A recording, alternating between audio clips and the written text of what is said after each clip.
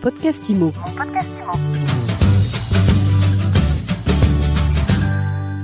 Bonjour, bienvenue dans ce nouvel épisode de mon podcast IMO. Je suis Baptiste Julien Blandé. Aujourd'hui, je suis au congrès de la FNEM et je reçois Antoine Vercelletto, président de la FNEM Pays de la Loire. Bonjour. Bonjour Baptiste. Alors, dans ce congrès, j'ai pu voir des agents immobiliers qui étaient un peu attentistes, voire inquiets. Comment ça se passe au Pays de la Loire ? Est-ce que ça se passe bien ? Est-ce qu'on peut être inquiet ou optimiste ? Alors, évidemment, dans une situation de crise, ça, on ne peut pas dire le contraire, et la région Pays de Loire n'y échappe pas. Malgré tout, on a quand même une certaine résilience. C'est une région qui est extrêmement dynamique. On a un taux de chômage globalement qui est plus faible que le reste du territoire. On est autour de 5,6 alors que sur le reste du territoire, on est à 7. On descend même autour de entre 3,5 et 4 au niveau de la Vendée. Donc oui, on a un territoire qui est dynamique et puis on a eu aussi ces dernières années un apport important puisque l'attractivité de l'arc atlantique notamment, et donc tout le trait côtier a été très dynamique ces dernières années. Donc on surfe encore sur cette partie-là, avec une résilience sur les prix, une stabilité des prix malgré tout. Cette stabilité elle se situe où à peu près ? Vous avez des chiffres ou... Alors la stabilité des prix, elle se situe globalement, notamment sur toute la partie côtière qui était la première attractivité. Et là, on a une vraie stabilité des prix. Alors c'est important parce qu'on a eu des augmentations très fortes sur ces 5 dernières années, jusqu'à 50%, notamment au Sable d'Olonne, 35% sur la Baule, 35% à Nantes aussi. Donc globalement, c'était important. Une ville qui était la belle endormie, ce n'est pas Nantes, mais c'est Angers qui s'est révélée. Et donc aujourd'hui, il y a encore une très forte activité. Il y a une très forte demande sur ce marché-là.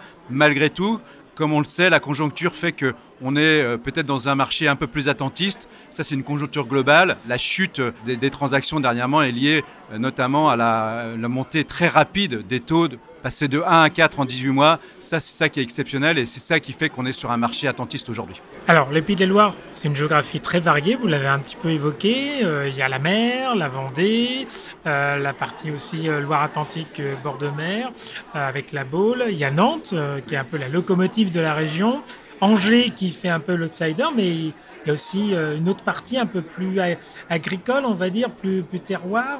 Plus terroir, globalement, toute cette partie a aussi bénéficié à la sortie de cette période post-Covid, de l'accélération des transactions, de ce besoin de nature, d'avoir une pièce en plus, d'avoir un pied-à-terre pas très loin d'une grande métropole pour pouvoir s'échapper les week-ends ou s'échapper tout court finalement avec la montée en volume du télétravail, la possibilité de faire du télétravail. Donc on a vu un mode de vie se modifier et donc évidemment de ces territoires, je l'ai dit tout à l'heure, très dynamiques, parce que quand on parle, effectivement, il y a Nantes, la métropole, la Loire-Atlantique qui est dynamique, la Vendée qui est un territoire aussi agricole aussi, qui est très dynamique, mais la Mayenne également, on a des territoires aujourd'hui qui ont une belle attractivité économique et avec des prix qui, somme toute, étaient relativement bas par rapport à d'autres régions et donc ont bénéficié ces dernières années d'une clientèle nouvelle qui est venue s'installer et qui est venue réveiller peut-être ces parties qui étaient un peu plus méconnues. Parce que c'est une région qui est assez bien desservie en moyens de transport, il y a le TGV, il y a des autoroutes. Très bien desservie. Effectivement, et ça on le doit, alors c'est assez ancien, alors là on va encore reparler c'était un Baulois d'Olivier Guichard qui avait, alors ça sert des fois d'être ministre d'État, délégué au plan, il avait permis cette autoroute qui dessert évidemment Le Mans, Angers, Nantes jusqu'à la Baule, et donc et puis maintenant on a aussi l'autoroute qui descend Angers et qui va jusqu'au Sable d'Olonne. Effectivement on a un territoire très bien desservi avec une liaison TGV depuis très longtemps, et donc évidemment c'est un territoire qui est très attractif pour toutes ces raisons. Et une 2x2 voies presque terminée entre Rennes et Angers. Presque terminée, on va dire. Pas tout à fait. Le seul point peut-être d'inquiétude, c'est l'aéroport où on ne sait pas trop ce qui va en advenir, s'il y a des accords avec, on parle d'accords avec l'aéroport de Rennes, mais tout ça, c'est peut-être pas aussi prégnant. Aujourd'hui, non, c'est pas aussi prégnant. Alors ça a fait beaucoup de débats, ça a été un temps très long, beaucoup d'attentistes. Maintenant, voilà, je pense qu'il faut se projeter différemment. Il y a aussi les modes de transport ont aussi évolué par rapport à ça. Je pense que le fait que la région soit très bien desservie en termes ferroviaires permet d'aller quand même sur des aéroports, on va dire autour de Paris. Ceux qui étaient pénalisés si on avait déplacé l'aéroport notamment, c'est le sud de la partie des Pays de Loire qui là, il fallait aller un peu plus haut. Donc aujourd'hui, je crois qu'il faut dépasser ce débat, voir comment on peut être plus efficient et plus efficace sur l'aéroport de Nantes-Atlantique, peut-être développer aussi cet aéroport régional autour de Rennes. Et je pense qu'on doit pouvoir, en tout cas, ce n'est pas un frein aujourd'hui au développement économique de notre région.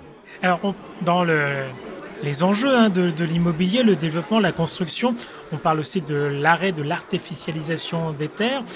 J'imagine que les Pays de la Loire sont éminemment concernés. Quelle est un peu votre vision des choses sur le construire dans le Pays des Loires dans les prochaines années ?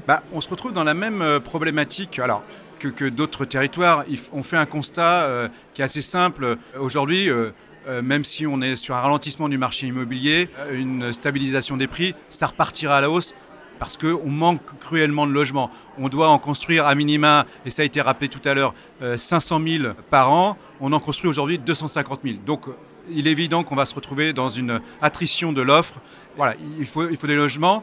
Alors, la zéro artificialisation nette, on va dire que ça peut être une bonne chose, mais il faut que parallèlement à ça, les PLU et les maires acceptent, et on doit les accompagner par rapport à ce dispositif, acceptent obligé de déplafonner. Aujourd'hui, les hauteurs, il faut densifier les centres-villes, il faut reconcentrer sur les centres-villes. On doit aussi gérer les problématiques de transport. Il n'est pas normal que des gens soient obligés de faire une demi-heure, 3/4 d'heure de transport pour aller sur leur lieu de travail. Il y a le coût de l'énergie, le coût des transports individuels, ça pèse. Donc il faut reconstruire la ville. Et nous, on est acteurs du logement. C'est le mantra de la FNAIM. Et donc on accompagne nos élus. Mais aujourd'hui, il y a une certaine frilosité de nos élus, parce qu'ils ont toujours peur de devenir des maires bâtisseurs, qu'ils soient peut-être pas élus la fois d'après. Mais je pense qu'il faut dépasser ces clivages. Et il y a un vrai besoin de logement pour l'ensemble de nos concitoyens. Et la priorité aujourd'hui, c'est les primo-accédants. Les secondo-accédants vont pouvoir y arriver, mais les primo-accédants. Et c'est ça qui redonnera de l'oxygène à notre marché. C'est votre priorité pour 2024. S'il y avait quelque chose à retenir pour vous en 2024, une action à faire, c'est celle-là ? Ah oui, la priorité des priorités pour l'ensemble des acteurs de l'immobilier, agents immobiliers, constructeurs, et pour l'État. Et si on doit en appeler à l'État aujourd'hui, c'est de trouver un dispositif d'aide pour débloquer le marché des primo-accédants. On a parlé de l'application du PTZ, prêt à taux zéro pour l'ensemble du secteur neuf et aussi de l'ancien pour tous les primo-accédants. Ça me semble une nécessité. Ça a été rappelé par quelques députés. Il y avait une belle unanimité de 4 députés aujourd'hui au congrès de la FNAIM sur ce sujet. Ça a été entendu par le ministre. Il faut vraiment pousser là-dessus.